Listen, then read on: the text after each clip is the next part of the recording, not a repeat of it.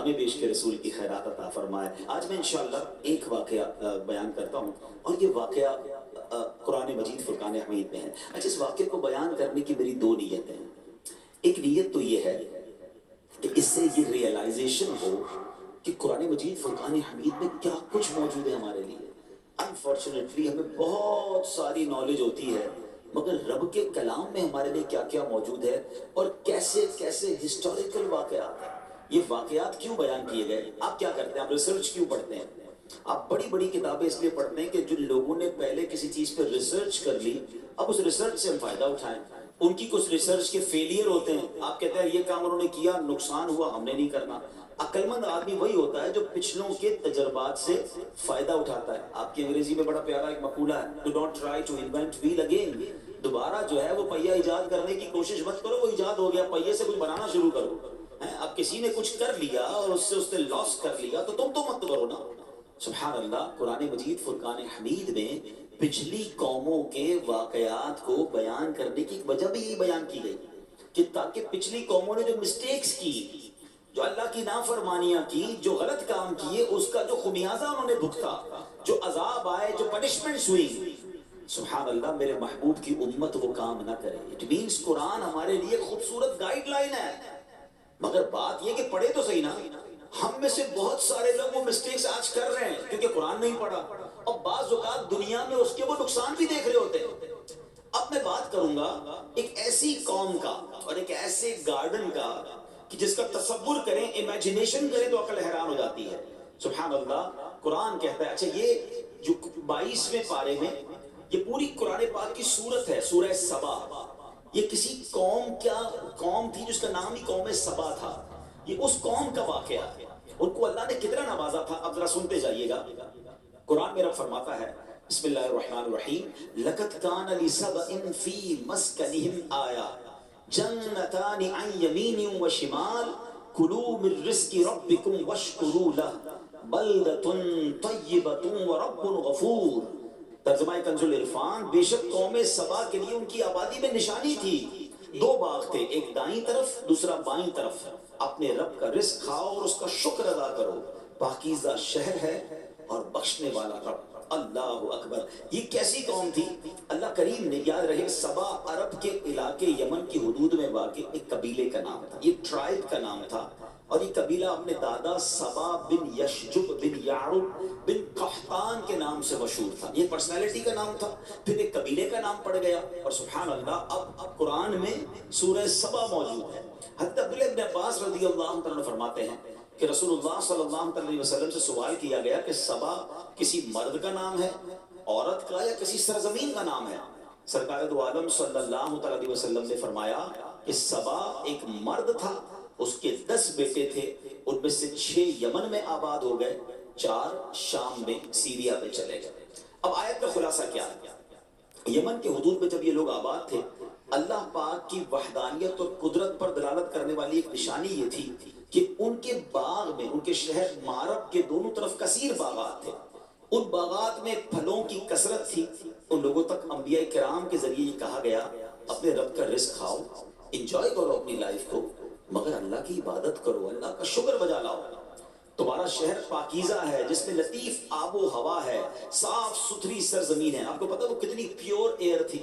میں بھی پچھلے دنوں نیوزی لینڈ گیا، میرے لیے بڑی شاکنگ بات تھی۔ یہ ضرور پتا تھا کہ وہاں کی آب و ہوا بڑی اچھی ہے، مگر مجھے بتایا گیا کہ نیوزی لینڈ کی ہوا جو ہے، یا فجی کی جو ہوا ہے، وہ باقاعدہ کینز میں پیک کر کے کئی ملکوں کو ایکسپورٹ کی جاتی ہے۔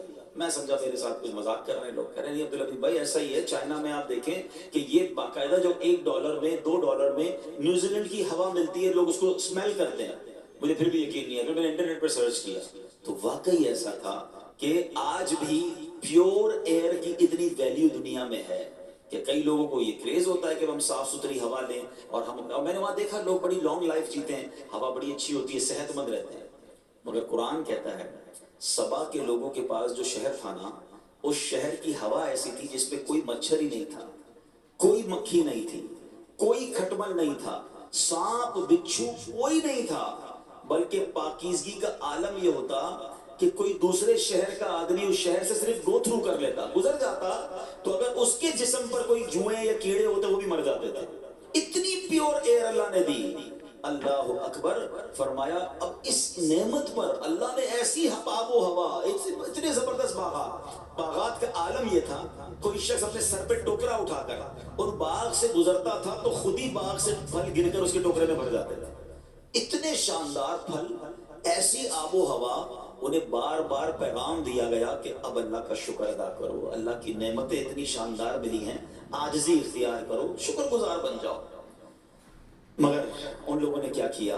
ان لوگوں نے، قرآن کہتا ہے تو انہوں نے منہ پھیرا تو ہم نے ان پر زور کا سیلاب بھیجا. ان کے باغوں کے عوض 2 باغ انہیں بدل دیے، جو کڑوے پھل والے اور جھاؤ والے اور کچھ تھوڑی سی بیریوں والے تھے. اب ہوا کیا، ذرا تفصیل سے سنیے گا کہ اللہ پاک نے ان کے پاس انبیاء بھیجے. ہر نبی کا انکار کرتے رہے، ہر نبی کو اوائڈ کرتے رہے اور اس کے معاذ اللہ بات کو ٹھکراتے رہے. یکے بعد دیگرے 13 نبی بھیجے گئے. قوم سبا کو سدھارنے کے لیے، اللہ کی طرف بلانے کے لیے، انہیں علام کرنے کے لیے 13 انبیاء گئے. ان کو حق کی دعوتیں دی، نعمتوں کی قدر یاد دلائی. وہ ایمان نہیں لائے، بلکہ انبیاء کرام کو کیا کہتے تھے پتہ ہے؟ جھٹلا کر کہ ہم نہیں جانتے کہ ہم پر کوئی خدا کی نعمت ہے. اپنے رب سے کہو اگر یہ نعمتیں اس کی ہیں تو روک کے دکھا دے. معاذ اللہ وہ یہ سمجھنے لگے کہ یہ تو ہمارا حق ہے، یہ ہمارا ملک ہے، ہماری سٹی ہے، یہ ڈیولپمنٹ ہم نے کی ہے، اگر اللہ کا ہے تو اللہ سے کہو روک کے بتا دے. وہ انکار کرتے تھے، وہ غرور کرتے تھے، وہ تکبر کرتے تھے. اللہ اکبر. اب کیا ہوا میرے پیارے اسلامی بھائیوں؟ اب اللہ پاک نے ان کے اس انکار کا، ان کے غرور کا، اس گھمنڈ کا کیا ان پر عذاب آیا. اب ذرا غور سے سنیے گا. جب ان لوگوں نے بہت زیادہ انکار کیا نا، تو اللہ کریم نے ان کے پاس حماد اور ان کی قوم، یہ حماد قوم کہلاتی تھی، ان کا طغیان بڑھ گیا، عصیان بڑھ گیا. تو اللہ پاک نے سیلاب بھیجا. ایسا سیلاب آیا کہ ان کے باغ، ان کے اموال، ان کے باغات سب کچھ اس میں غرق ہو گئے. پوری بستی ریت کے تودوں میں دفن ہو گئی. اس طرح یہ قوم تباہ و برباد ہو گئی. اور ان کے باغ پوری دنیا میں ایگزامپل تھے، لوگ اس کی سیر کرنے آتے تھے. اس سیلاب کے بعد وہ ضرب المثل ایگزامپل بن گئے. یعنی ان کے باغ کی جگہ جنگلی بیریاں اگائیں، جھاؤ اگائے، خوفناک جنگل اگ گئے. یہ قوم لذیذ پھلوں کو ترس گئی. اللہ اکبر. اے میرے پیارے اسلامی بھائیوں، اس واقعے میں ہم سب کے لیے بہت کچھ درس عبرت ہے کہ جب رب ناراض ہوتا ہے، رب کی نعمتوں کی قدر نہیں کی جاتی تو پھر کیا ہوتا ہے. اچھا اب اس قوم پر سیلاب کیسے آیا، یہ بھی اللہ کی قدرت کا نظارہ دیکھیے گا. قوم سبا کے بستی کے کنارے کے پہاڑوں کے دامن میں بند باندھ کر ملکہ بلقیس نے 3 بڑے بڑے تالاب اوپر نیچے بنا دیے تھے. 3 تالاب تھے مگر 3 سٹوری بڑے بڑے تالاب تھے. اب ایک چوہے نے، اللہ کی طرف سے جب عذاب آتا ہے نا، تو اپنی قدرت کا نظارہ بھی ایسے ہی دکھاتا ہے. اتنی بڑی قوم، اتنا کر و فر، ایک چوہا اس نے اللہ کے حکم سے بند کی دیوار میں سوراخ کر دیا. اب پانی نکلنا شروع ہوا. اب پانی کا پریشر آیا تو وہ شگاف بڑا ہوتا چلا گیا، وہ سوراخ بڑا ہوتا چلا گیا، یہاں تک کہ بند کی دیوار ٹوٹی. اب وہ پورا پانی سیلاب کی صورت میں ان کی قوم پر آیا. یہ اپنے گھروں میں غافل تھے، چین کی بانسری بجا رہے تھے، غرور اور تکبر اور گھمنڈ میں جی رہے تھے. ایسا سیلاب آیا کہ ان کا تمام مال و اسباب جو ہے وہ برباد ہو گیا. یہ ایک قرآنی واقعہ جو سورہ سبا، جس وجہ سے سورہ سبا اسے کہا جاتا ہے، یہ قوم سبا کا ایک واقعہ ہے. ایک اور واقعہ قرآن مجید ایکچولی، میں نے جیسے شروع میں کہا، اتنی زبردست گائیڈ لائن ہے ہمارے لیے، ہم پڑھیں نا تو اتنا کچھ سیکھنے کو ملتا ہے. اچھا یہ بھی باغ والوں کا ہی واقعہ ہے. اب ذرا سنیے گا. پہلے قرآن پاک کی ایک آیت پڑھ دیتا ہوں، اور یہ آیت ہے 29ویں پارے کی سورہ قلم کے اندر. ٹھیک ہے، اللہ قرآن میں فرماتا ہے، ترجمہ، بے شک ہم نے انہیں جانچا جیسا باغ والوں کو جانچا تھا، جب انہوں نے قسم کھائی کہ ضرور صبح ہوتے ہی اس باغ کو کاٹ لیں گے. اب یہ بڑا امیزنگ واقعہ ہے کہ یہ باغ یمن کے شہر صنعاء سے 2 فرسنگ یعنی 6 میل کے فاصلے پر تھا. اس باغ کا مالک ایک بڑا نیک مرد تھا. وہ باغ کے پھل کثرت سے فقراء کو دیتا تھا، بڑی چیریٹی کرتا تھا. اس کی عادت یہ تھی کہ جب باغ میں جاتا تو فقیروں کو بلا لیتا، غریبوں کو بلا لیتا، تمام گرے پڑے پھل جو ہے فقیر لے لیتے، پھر باغ میں بستر بچھا دیے جاتے، پھل توڑے جاتے، جتنے پھل بستروں پر گرتے وہ بھی فقراء کو دے دیے جاتے، جو خالص اپنا حصہ ہوتا اس سے بھی وہ 10واں حصہ فقیروں کو دے دیتا تھا۔ اس طرح کھیتی کاٹتے وقت اس نے بہت سارے فقراء کے حقوق مقرر کیے ہوئے تھے کہ جب بھی کھیتی کٹے گی فقیروں کو اتنا دیا جائے گا، اتنا فیصد دیا جائے گا، بانٹا جائے گا۔ بڑا سخی آدمی تھا۔ اس کے انتقال کے بعد اس کے 3 بیٹے وارث تھے اس کے۔ اب بیٹے ابو کی چیریٹی دیکھتے تھے، ہونا تو یہ چاہیے تھا کہ لیگیسی میں اپنے باپ کی سخاوت کو کنٹینیو کرتے۔ اب انہوں نے مشورہ کیا کہ اگر جتنا ابو بانٹتے تھے ہم بھی اتنی خیرات کریں گے تو ہمارے حصے میں تو کم آئے گا، ہمارے پاس تو جو ہے وہ پیسے کم ہو جائیں گے، ہم اللہ کی راہ میں اتنا بانٹیں گے تو انہوں نے کہا ایسا کریں کل ہماری کھیتی کاٹنی ہے۔ تینوں نے مل کر قسم کھائی کہ صبح جلدی پہنچ جاتے ہیں، فقیروں کو نہیں بتاتے جو ہر بار آتے ہیں غریب لوگ، ہم سارا مال خود ہی جو ہے نا وہ کاٹ کے اپنے پاس رکھ لیں گے۔ صبح ارلی مارننگ وہ پہنچ گئے اپنے باغ۔ اللہ اکبر! پھر کیا ہوا؟ جب باغ میں پہنچے تو اللہ کے حکم سے رات ایک آگ اس باغ میں آئی اور صبح تک وہ سارا باغ جل کر سیاہ ہو گیا۔ ٹھیک ہے، جب صبح یہ اپنے باغ میں پہنچے نا تو کہنے لگے کسی اور باغ میں آ گئے ہیں، یہ تو باغ ہے ہی نہیں، یہاں پر تو سب جل کے خراب ہو گیا ہے، ہم غلطی سے راستہ بھول گئے ہیں۔ مگر آس پاس کی دیواروں اور تمام چیزوں کی جب نشانیاں دیکھی تو قرآن کہتا ہے انہیں احساس ہو گیا کہ یہ تو ہمارا ہی باغ تھا، اور اب انہیں احساس ہوا کہ ہم نے بری نیت کی، ہم نے اللہ کی راہ میں خرچ کرنے سے ہاتھ روکنے کی نیت کی، ہم نے اللہ کو ناراض کیا اور ہمارا سب کچھ چلا گیا۔ ان لوگوں نے پھر اللہ کی بارگاہ میں رو رو کر توبہ کی۔ طویل واقعہ، میں اس کو سمرائز کر رہا ہوں۔ انہوں نے رو رو کر توبہ کی۔ ایک بھائی کہتا ہے کہ میں تمہیں نہیں کہتا تھا کہ اللہ کی تسبیح کیوں نہیں کرتے، برے ارادے سے توبہ کیوں نہیں کرتے، اللہ کی نعمت کا شکر کیوں نہیں بجا لاتے۔ اب سب ایک دوسرے کی طرف دیکھنے لگے، رونے لگے کہ واقعی ہم سے مسٹیک ہو گئی، ہم نے اللہ کو ناراض کیا، ہمارا سب کچھ چلا گیا۔ ہم اللہ کی راہ میں تھوڑا دیتے تھے، اللہ ملٹی پلائی کرتا تھا، مگر ہم نے تو سبھی ضائع کر دیا۔ اللہ اکبر! اب سب نے اللہ کی بارگاہ میں توبہ کی۔ سبحان اللہ! تفسیر قرآن میں لکھا اللہ نے اس سے بہتر باغ انہیں عطا فرمایا، توبہ قبول فرمائی اور اس سے بہتر مال عطا فرمایا، اس میں بھی کثیر پیداوار ہونی شروع ہو گئی۔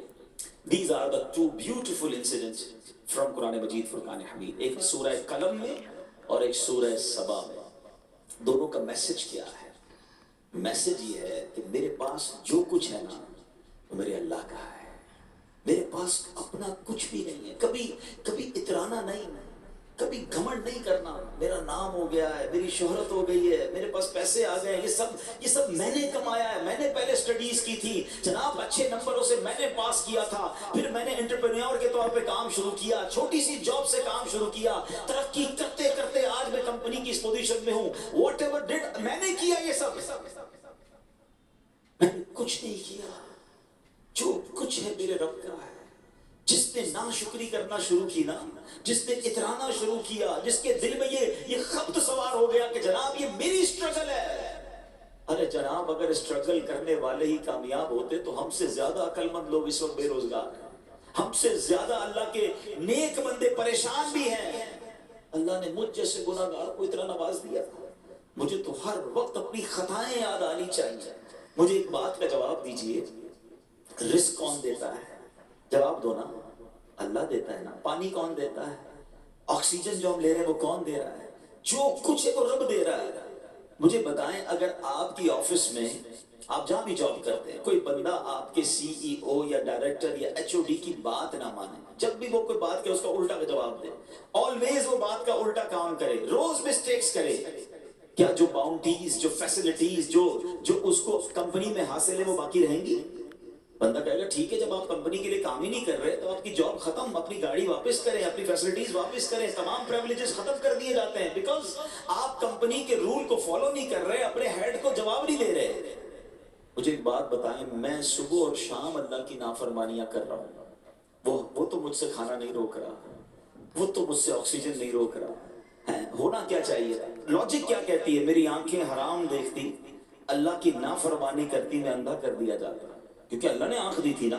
بس اے میرے بندے، میں نے آنکھ دی اپنی فرما برداری کے لیے، تو ان آنکھوں سے گناہ کر رہا ہے، روشنی ختم نہیں ہوتا۔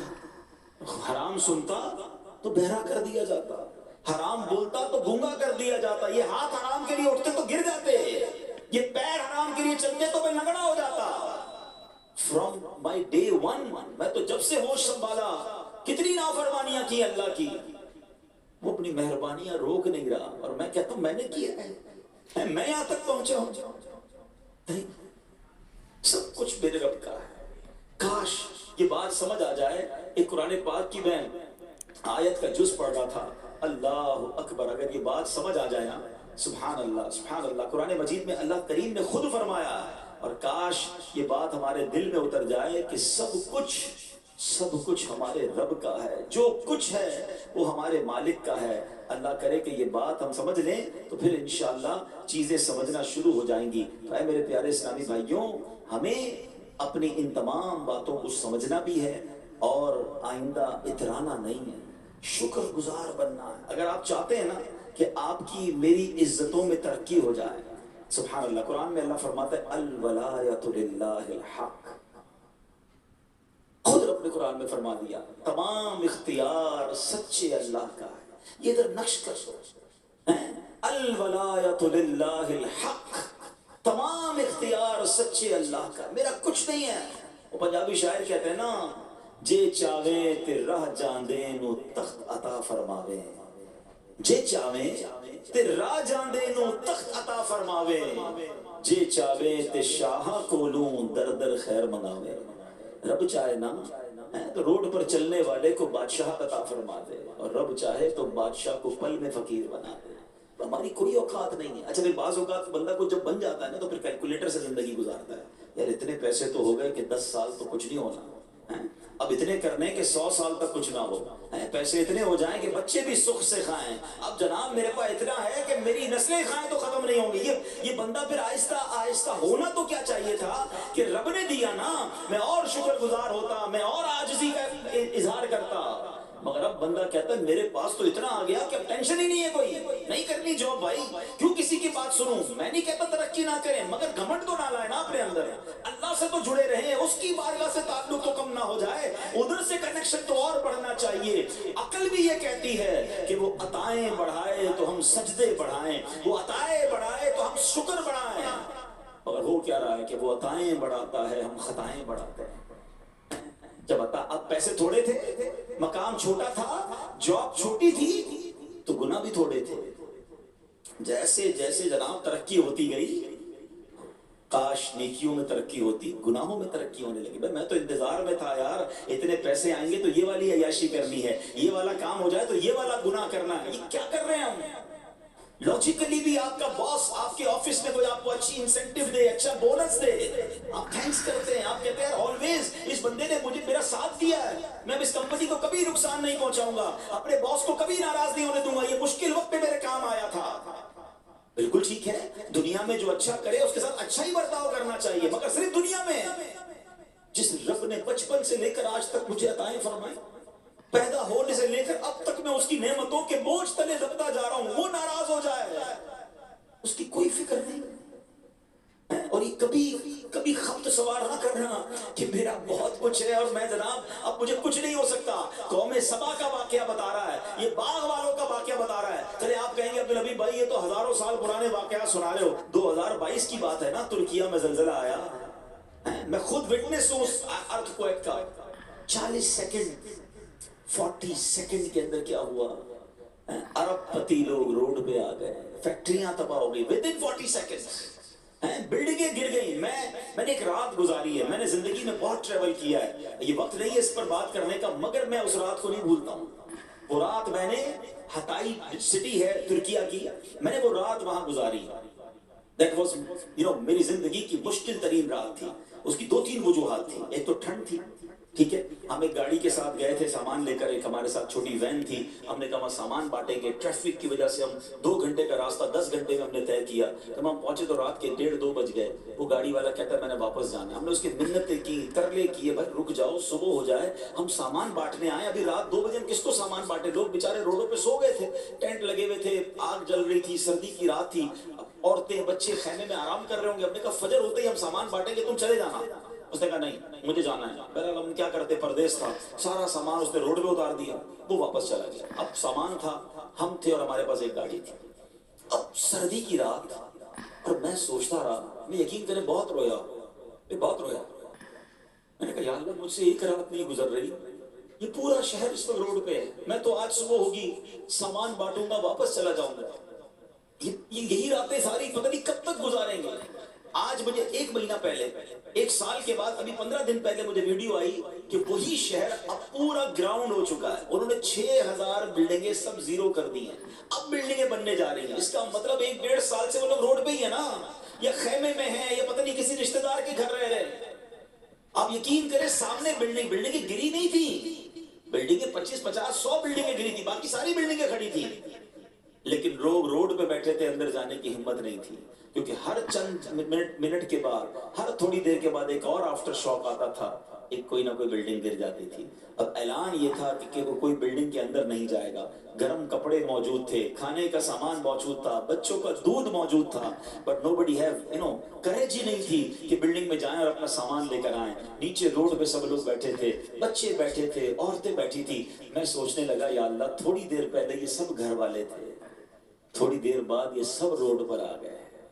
سمجھو اس بات کو، منٹ نہیں لگے گا، رب چاہے نا سب واپس جا سکتا ہے. تو پھر کس بات کا اترانا ہے، پھر کس بات کا گھمنڈ ہے؟ یہ میں نے کیا ہے، یہ میں نے کیا، میں نے کچھ نہیں کیا ہے، میں نے کچھ نہیں کیا ہے. جو دیا ہے میرے رب نے دیا، اور یہ اس کا احسان ہے. میں قابل بھی نہیں ہوں. یقین جانے ہمارے گناہ اتنے ہیں کہ ہمیں تو کھانا بھی نہ ملے، پانی بھی نہ ملے، آکسیجن بھی نہ ملے. اتنے بڑے نافرمان کو کوئی عزت دیتا ہے، اتنے بڑے نافرمان کو کوئی رزق دیتا ہے، سب اس کی مہربانی ہے. اور سبحان اللہ، جو اس کو مان لیتا ہے نا، جو اس کو ایکسپٹ کر لیتا ہے، سبحان اللہ. سچ بتاؤ، ہمیں کوئی نعمت دے، کوئی تحفہ دے، ہم اس کا شکریہ ادا کریں. ہم نے کوئی کمال نہیں کیا، ارے اس کی مہربانی تھی. مگر اس رب کی شان دیکھو کہ اگر کوئی مان لینا کہ مولا تیری مہربانی ہے، تیرا شکر ہے، پھر وہ قرآن میں ایک اور انعام کا اعلان فرماتا ہے لَإِن شَكَرْتُمْ لَأَزِيدَنَّكُمْ.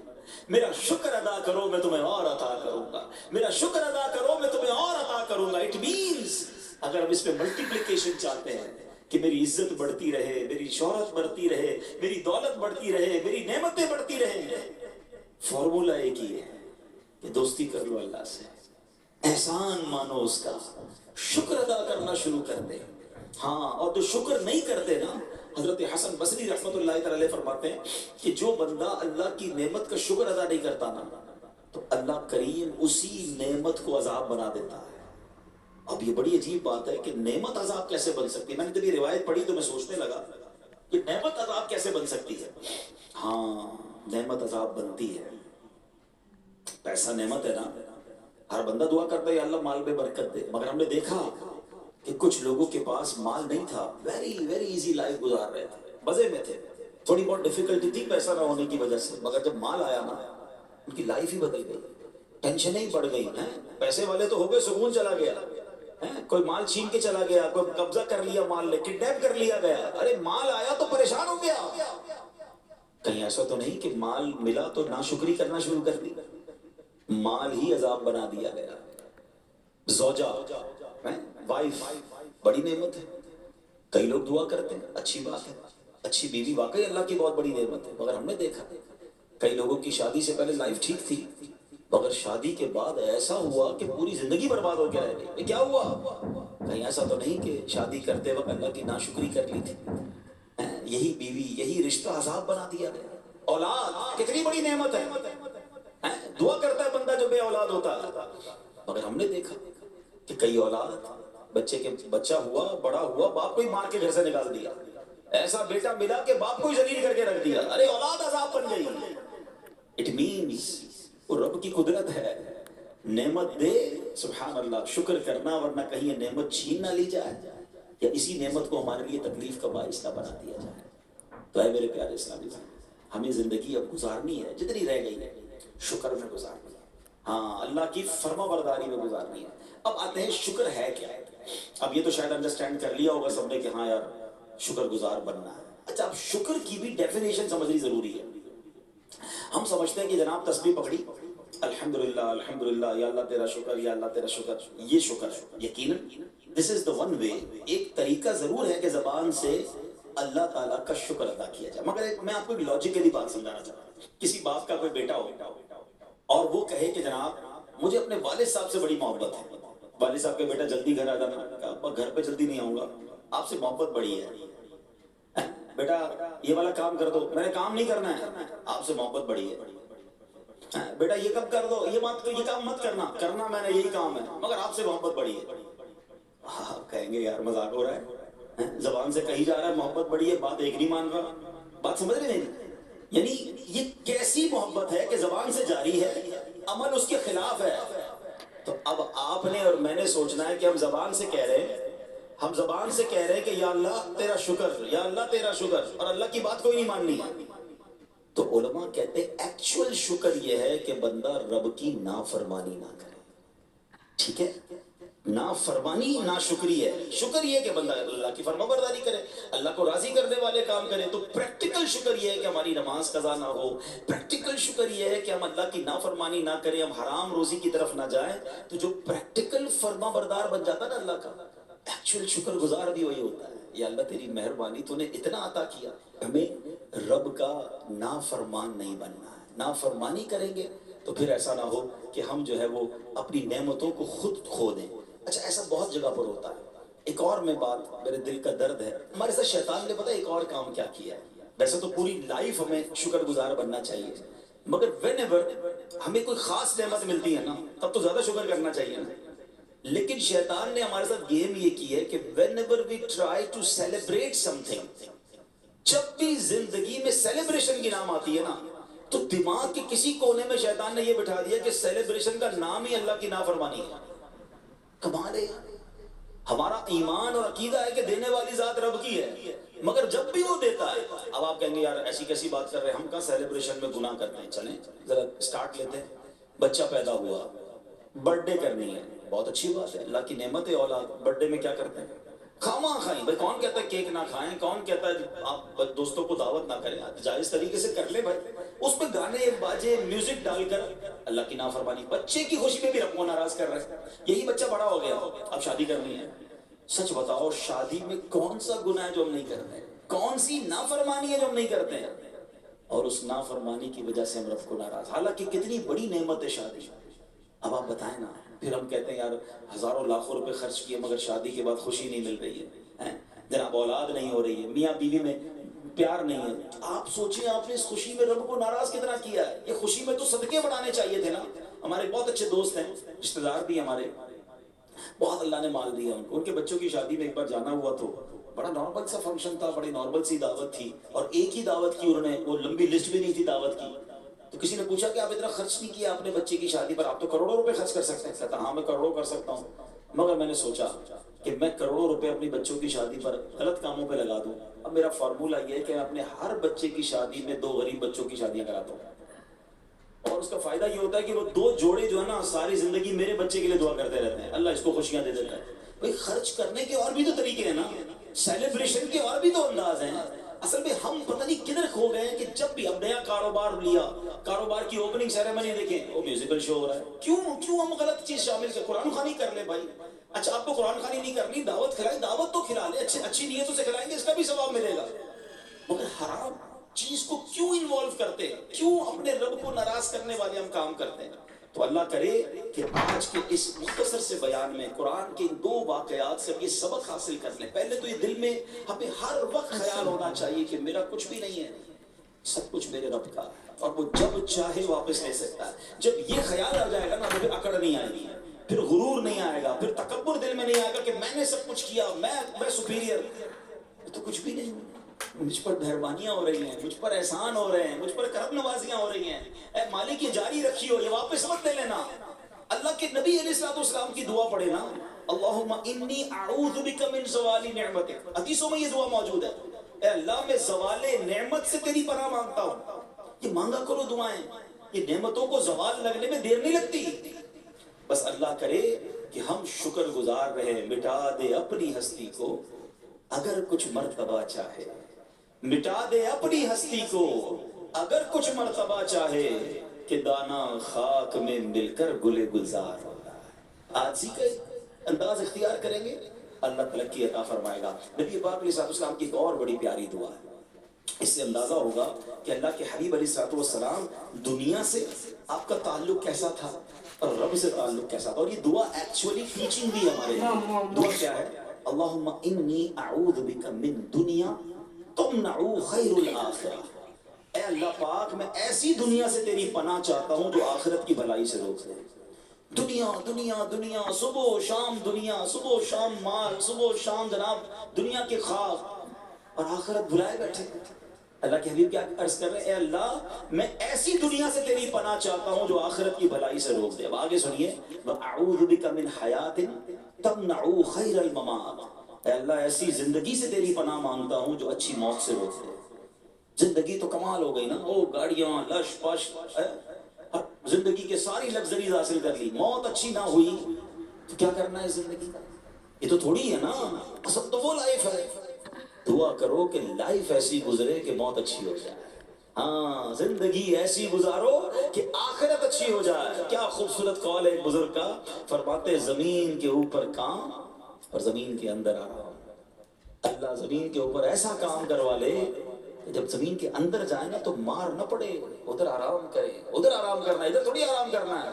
ادھر غفلت کی نیند سوئے ہوئے، ادھر نماز قضا ہو رہی ہے، ادھر حرام کام چل رہے ہیں، ٹینشن ہی کوئی نہیں، ادھر جاگنا ہے، ادھر فکر کرنی ہے، جاگنا ہے، جاگ لے افلاک کے سائے تلے، حشر تک سوتا رہے گا خاک کے سائے تلے۔ ادھر سونا ہے نا تو ادھر آسان نیند چاہیے، ادھر برکت جب ملے گی جب دنیا اچھی گزاری ہوگی۔ کیا خوبصورت نبی پاک کے الفاظ تو ویسی کمال ہے نا، ایک جملے میں پورا چیپٹر ہے۔ کیا فرمایا؟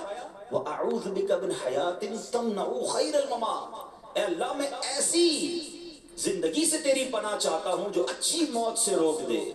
پھر فرمایا وَأَعُوذُ بِكَ مِنْ عَمَلٍ يَمْنَعُ خَيْرَ الْعَمَلِ، اور ایسی امیدوں سے تیری پناہ چاہتا ہوں جو نیک اعمال سے روک دے۔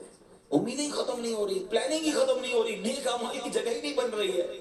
تو اللہ کرے کہ یہ دعا ہمارے حق میں بھی قبول ہو جائے، ہم نبی پاک کی اس دعا کے ساتھ اللہ کرے کہ ہم اپنی لائف گزارے۔ ایک مرتبہ پیارے آقا علیہ الصلوۃ والسلام کی بارگاہ میں ایک شخص حاضر ہوا، کہتے ہیں یا رسول اللہ صلی اللہ علیہ وسلم مجھے کیا ہو گیا کہ میں موت کو پسند نہیں کرتا، یعنی میرا دل دنیا کی طرف مائل ہے اور اپنے دل میں آخرت کی طرف میں میلان کم پاتا ہوں، اور موت تو جنت پہ پہنچنے کا راستہ ہے مگر مجھے موت ہی پسند نہیں ہے۔ اچھا ایسے ہم میں سے بھی بہت سارے لوگ ہوں گے جب بھی موت کی بات آتی ہے ڈر جاتے ہیں، خوف مبتلا ہو جاتے ہیں، آخرت کی بات نہ کرو، مرنے کی بات نہ کرو۔ کہتا حضور مجھے پتا ہے جنت میں جانے کا راستہ ہی موت ہے، موت آئے گی تو جنت میں جاؤں گا نا، مگر میرا دل اس طرف نہیں کھنچتا ہے، مجھے میلان نہیں ہے، مجھے مزہ نہیں آتا۔ سبحان اللہ، نبی پاک نے جو فارمولہ دیا نا وہی سمجھ لے آج میرے پورے بیان کا حاصل ہے۔ اللہ کے حبیب علیہ السلام نے فرمایا کہ کیا تمہارے پاس مال ہے؟ عرض کی جی ہاں یا رسول اللہ مال ہے۔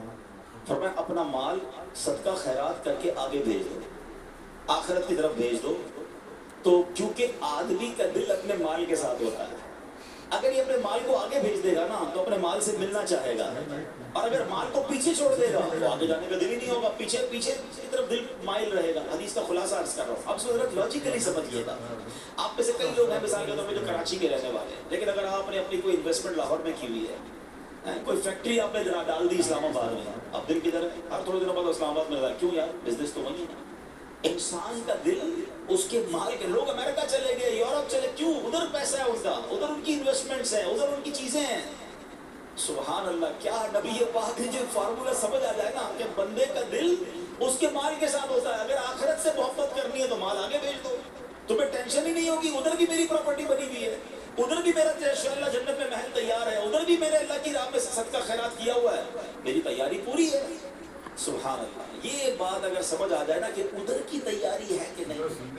حضرت عمر بن عبدالعزیز رضی اللہ عنہ ایک بار ایک قافلے میں جا رہے تھے، خلیفہ مروان کے ساتھ ایک بڑا سا قافلہ تھا، بڑے بڑے بادشاہ بھی تھے، لیڈرز آف دا نیشن اس کے ساتھ جا رہے تھے، تو سب نے اپنا اپنا مال جو تھا نا وہ آگے بھیج دیا، سب نے اپنا اپنا مال آگے بھجوا دیا، کیونکہ مال کیوں بھجوانا ہوتا تھا کہ گھوڑوں پہ جاتے تھے، اونٹوں پہ جاتے تھے، تو کسی بھی شہر میں جائیں تو وہاں ٹینٹ لگانے پڑتے تھے، گھر بنانے پڑتے تھے، تو سب نے اپنے ٹینٹس اور اپنے خادمین بھیج دیے کہ جب ہم ٹریول کر کے وہاں پہنچے تو تکلیف نہ ہو۔ حضرت عمر بن عبدالعزیز نے کوئی سامان نہیں بھجوایا تھا، جب ٹریول پورا ہوا، جیسے ہی وہاں پہنچے تو سب کے کیمپس ریڈی تھے، سب اپنے اپنے کیمپوں میں چلے گئے۔ حضرت عمر بن عبدالعزیز کے پاس تو کوئی کیمپ نہیں تھا، تو بادشاہ کو یاد آیا کہ حضرت عمر بن عبدالعزیز کو ڈھونڈو، انہوں نے تو کیمپ بھجوایا نہیں تھا۔ ڈھونڈتے ڈھونڈتے گئے تو وہ کسی درخت کے نیچے بیٹھ کے رو رہے تھے۔ تو پوچھا کہ یار کیوں رو رہے ہیں؟ ٹینٹ ہم دے دیتے ہیں آپ کو، آپ روئیں تو نہ۔ کہتے مجھے قیامت کا دن یاد آ گیا، تم سب نے اپنا سامان بھیجا تھا، منزل پر پہنچے تو اپنے اپنے خیموں میں چلے گئے، میں نے سامان بھیجا نہیں تھا تو میں کھلے آسمان تلے رہ گیا۔ اگر آخرت میں بھی ایسا ہی ہوا کہ جن جن لوگوں نے اچھے اعمال کر کے آگے نیکیاں بھیجی ہیں ان کو تو ریوارڈ مل جائیں گے، ان کو جنتی گھر مل جائیں گے، اور اگر میرا کوئی عمل نہ ہوا تو میں تو بے سر و سامان رہ جاؤں گا۔ اللہ کے اتنے نیک بندے ہو کر ایسا فکر آخرت، مگر یہ واقعہ ہم سب کے لیے کتنا درس ہے۔ ہم سب کے گھر ہیں یہاں پر، ہم سب کی چیزیں ہیں یہاں پر، وہاں ہے کہ نہیں؟ اور وہاں زیادہ رہنا ہے، کہیں وہاں پھنس نہ جائیں۔ اللہ کرے دل میں اتر جائے میری بات۔ تو پیارے اسلامی بھائی، دعوت اسلامی کے پیارے ماحول میں ایسی باتیں سکھائی جاتی ہیں، ہمیں اس ماحول میں بہت کچھ آخرت کی یاد دلائی جاتی ہے۔ یہ اجتماع کیوں کیے جاتے ہیں؟ دعوت اسلامی کا تو خرچ ہوتا ہے نا، ہمیں کیوں بلایا جاتا ہے؟ آپ کو میسج کیے جاتے ہیں، آپ سے فالو اپ کیا جاتا ہے، آپ کو بلایا جاتا ہے، یہ ہمارے لیے بلایا جاتا ہے۔ ہم اتنی دیر جو یہاں بیٹھے گناہ سے بچے ہوئے ہیں نا، اللہ رسول کا ذکر سن رہے ہیں، قرآن کی باتیں سن رہے ہیں، یہی وقت کام آئیں گے، اور کاش یہ باتیں دل پہ اثر ہو جائیں اور ہمیں یقین ہو جائے کہ جو کچھ ہے میرے رب کا ہے، اور اب میں نے زندگی اسی کی فرمانبرداری میں گزاری، پھر تو سبحان اللہ۔ تو اس ماحول سے وابستہ رہیے۔ صلو علی الحبیب صلی اللہ علیہ وسلم۔